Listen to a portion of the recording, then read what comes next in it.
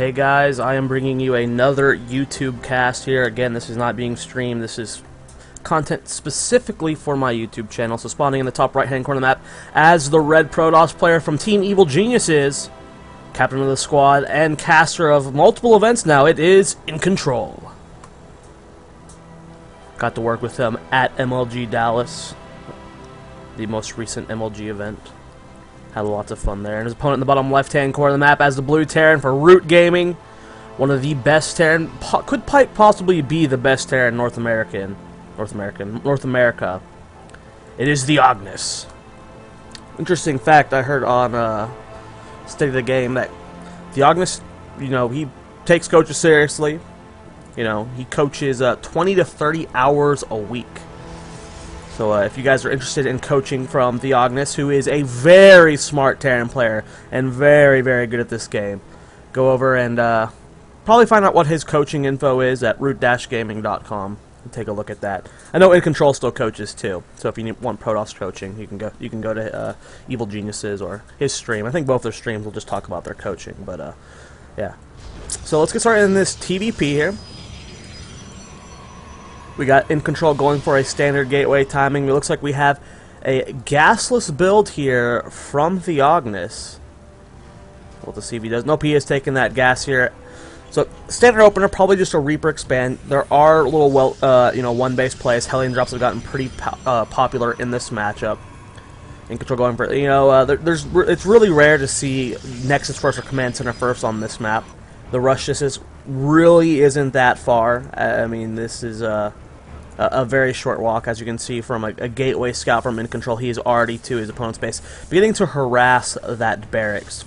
And it's good to see. Today, it's the April Fool's Day. I've been laddering all morning. All the harvesters have been made into warhounds.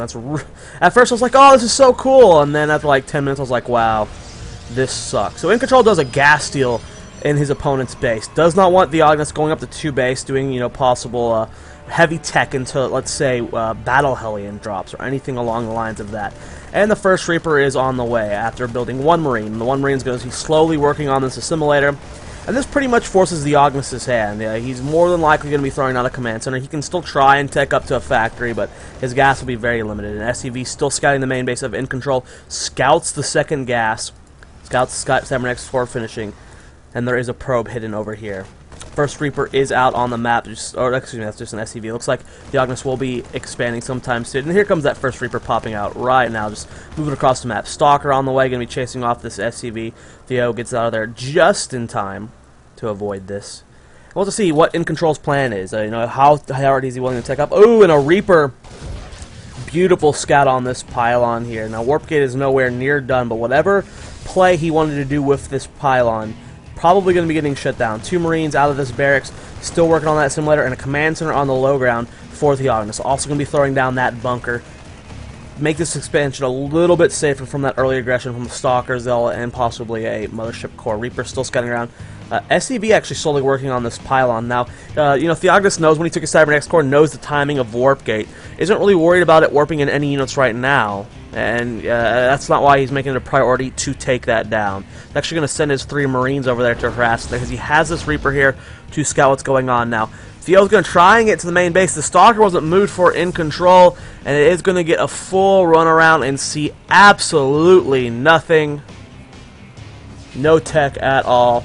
Maybe he was planning on doing some little, ooh, that Reaper does go down. I love the new death animation. Maybe he was planning on doing some, hidden tech here with this pylon, which was just taken out by Theognis. But he decides to go for an expand. So we have macro play from both players. Now, if we look at the timing of this Nexus, just now being started to where the command center of Theognis is just about to finish. So a little bit of an economic advantage here for Theognis, and he's also going for a really quick engineering bay. With the frequency of Oracle play, he knows that the double Stargate's down, so it's not the double Stargate, but the double gas and controls base has been down for a while. Possibility of oracles, also the possibility of DTs, are pretty common in this situation. So having this engineering bay for both upgrades as well as turret is very smart. Now the Mothership Core and the Stalkers poking forward. In Control takes a little bit of damage on one of his Stalkers. Does not want to really do that, and yeah, this Mothership Core is just going to fly straight into the main base. He knows that the Marine count's very low. One Widow Mine does burrow, and In Control is just going to back off for now. He tried to find what harassment he could, and decided it wasn't worth the risk. 2 observers being chrono boosted out, and the SCV gets right up into this natural base. Nice, beautiful scout here. Force field does go down. Check the vision of Theognis. He's barely out of vision of that robotics facility and sees nothing. Let's go ahead and check his vision one more time. He doesn't see any of the tech here. He does know there's an expansion, but does not know what tech his opponent's going. So beautiful deny there from In Control. Take a look at that income tab. It is 27 to 30 harvesters currently in favor of Theognis. His expansion's been up a little bit quicker, and he's got mules, so his mineral intake's going to be a little bit stronger right now. Still not taking that 3rd and 4th gas. You know, Terran doesn't really need super heavy gas this early in the game, unless they're going mech. And not very many Terran players are trying that out currently against, you know, Protoss players. First medevac is here, loaded up with Marines and 2 Widow Mines. Now, luckily for In Control, he did open double Observer. He's got the Observers in position to intercept anything that can come the way, whether it's Cloak Banshees, whether it's you know, Widow Mine drops, which is what's happening. He's going to be able to see it, and he actually does have an Observer at the natural base. Did he fly that into the main base? He has not seen any of what's going on except for what he saw with that Mothership Core when it first flew over the base. So here you go, that first drop is flying in. There are 3 Stalkers in position. This medevac should be denied. Will it go for the speed boost, though? In Control does see it, does not decide to dart in, and Theognis is just going to back off. 3 Stalkers in position. You know, there's no need to go in. It's safer to back off. 1 probe scouting around, making sure no hidden bases are down. Probably getting the proxy pilot on in a really quick robotics bay from In Control. Going to be going to Fast Colossus. 3rd command center has been started by Theognis. Factory going to build a reactor. You know, this could be for reactor minimize. Pretty normal to just pump out as many of these as possible, but could be adding on an additional barracks onto this reactor. I mean, the starport's already on the reactor, so doubtful. You know, he's going to be adding a 2nd starport to that. Stim pack has started, as well as that +1 attack, no armor just yet. Combat shield on the way. More Marauders being pumped out as well. And at the gas, at the natural base, he's got his 3rd gas, his 4th gas started. In Control, already having his 5th and 6th gas. And here we go, 1 middle mine being dropped into the main base. Going to make its way over to that middle line. Will it be able to get any serious probe damage? And no, it does get down. Using that photon overcharge on that Nexus to just get out a little bit of extra burst with the Mothership Core. And that Widow Mine barely got killed off. Mothership, or 1 Widow Mine in position at the potential 3rd or 4th base of In Control. So when probes do get transferred, there is some damage that can be done, and double forge going down just now for In Control. Going to start those upgrades. So they're only on 1 engineering bay for Theognis. Now 1-1 if he stays on this first 1 engineering bay for +2 armor. Upgrades are going to be about even around the 1-1 timing mark. And then 2-2, of course, In Control will get ahead because of Chrono Boost. But upgrades aren't going to be that. They're only going to be out of favor for In Control during the small period of time where Theognis has +1 attack. Cost is on the way. Extended thermal lance. Excuse me, as a hiccup. Extended thermal lance being researched as well. And cannons going down in the mineral line to help against drop, to help against Widow Mines. And decent sized force on the map for Theognis. I love that new Marine skin. It's hard to tell if they have combat shields now with it, but I mean these ones do have combat shields. It was researched, but the new skin is so cool. Is In Control using the Zealot skin? He doesn't have any Zealots. I don't think that's the Pylon skin. I hardly play as Protoss though, so I don't know. The Zealot skin's pretty obvious. There are pylons everywhere, by the way. He's got this all worked out. This base will not be this will not be landing here until these Marines clean it up. Oh, SCVs and Marauders being sent down. You know, nice scout from In Control is putting pylons. These are going to see drops. They're going to see what's going on. In Control still not getting ready to take that 3rd base as the command center is being transferred. And now he's aware of what's going on if he wasn't watching his minimap. Twilight Council on the way is +1/+1 is about to finish. Armor is about 1/3 of the way done. So as you can see, 1-1 is going to be finishing faster for In Control. And 2-2 is going to be much faster, seeing as how there's no armory or 2nd engineering bay just yet. Drop going down at this natural base. There are some photon overcharge on the Nexus, and a cannon there to help defend against that, and In Control's pretty safe. Adding on 3 additional gateways and moving out with this 1-1 timing. He's not expanding currently. Okay, he is going to expand right now. I was going to think he was about to do like a heavy all-in. Oh, that mother... Oh, that is so low. That is just barely able to stay alive. That's so clutch. Nexus going down. Factory should have seen it. Yeah, he knows what's going on. Okay, In Control is using the Zealot skin. That's a new Zealot skin for those of you who haven't seen it. makes them look like elite Dark Zealots. It was very frustrating to play against them. You know, you look at them and you go, oh no, these are like super Zealots, and you want to run away. Double Stargate, actually, so I was wrong. Double Stargate really quick here for Theognis. He really wants to pump out Vikings and Medevacs as fast as possible. Let's look at that units tab. 3 Colossus on the field, 11 Stalkers, going up to 15 with this extra warp in. Only 2 Zealots. That's really interesting to see at this point in the game. He's got a very low Zealot count. He's really wanting to play Turtley right now. This is not going to be an aggressive build. He's going for Blink versus Charge. I mean, when you have this many Stalkers, you obviously want to go for Blink. It's just, with the speed medevacs, it forces you to get Blink, delays your other tech, and I mean, Theognis has been in macro mode this entire time. It's very hard as a Protoss player to keep up with macro as a Terran. You know, you just always have to, you can't take your third base unless you have a high Stalker count and you're defended, while the Terran player is just macroing his butt off. And here we go, small engagement going on, Vikings leading the charge, 1 Colossus already going down, big stim from the Theognis. Force fields do go down, taking a few of those units down.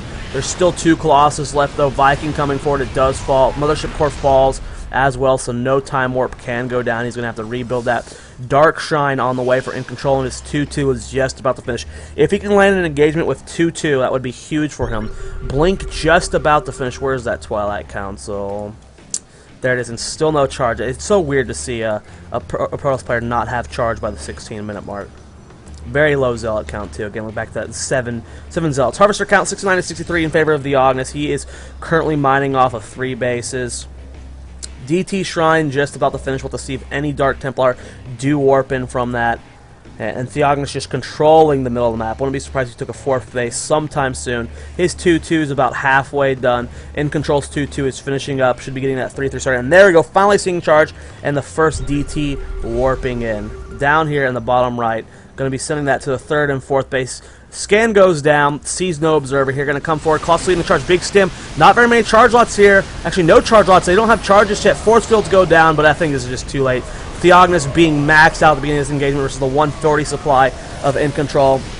Just able to out-macro him down despite being down 2-2, 1-1 to 2-2 in upgrades. Still stimming again, taking a lot of damage. Not too many medevacs because he devoted so much time to that Viking production, but it looks like he's just barely going to be able to edge down In Control. He's down the 94 supply versus the 137. No drops going on right now, but the DT is chasing off the SCVs at this 3rd base, so if In Control can hold on, he's delayed the economy just a little bit.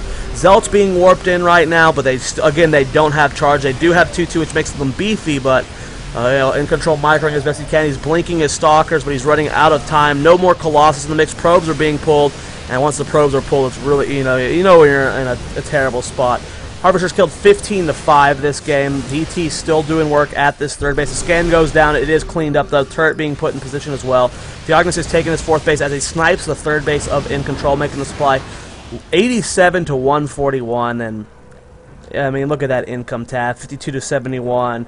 4 bases soon to 3. This should be morphed into a planetary. More DTs being warped in. Probably going to start mixing in some Archons. Where are these DTs morph in? There they are. Nope, they're just going to go do some DT damage. And you know, now that he's cleaned up the Colossus count, he's able to rebuild that medevac count, or not rebuild it, but build it up for the first time. You know, he was sitting on about 4 for most of the games while he pumped out a bunch of Vikings. And now he's not really too worried about that. He has a very, very powerful medevac count. Looks like 8 here with this army and 1 Marine. He's just like, you know, I'm going to go scout this 4th base, even though he has a Widow Mine there.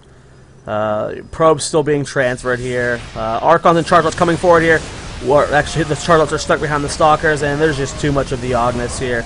No ghost. GG drop from In Control, and Theognis is going to take the game.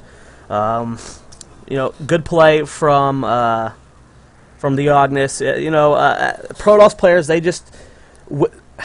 It's manageable, but if a Terran player goes for a heavy drop style, you know, it wasn't even really too heavy from the Theognis, but they go for a drop style, you know, just the threat of medevacs is enough to keep a Protoss player back home. It forces them to invest more into Stalkers, it gets the blink, and when you're having to do that, it delays your 3rd base. And if a Terran who, like Theognis, is just a macro god, able to get way ahead of your opponent, you know, it's difficult for Protoss players sometimes. You know, I'm not trying, you know, not trying to take anything away from the Theognis, though. He played very, very well. I mean, he was maxed when In Control's around 135, 140 supply. You know, the only thing that In Control really had an advantage on was the upgrades.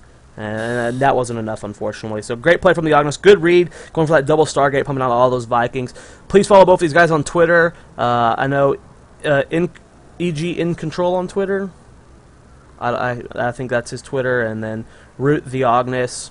Those could both be wrong, so if someone in the comments wants to correct me. If you also want to follow my Twitter, it's down below. I'm also coaching again now. All Zerg players of any league, $20 per hour, and then any player who's Terranar Protoss, Diamond and below, I'm willing to coach, also $20 per hour.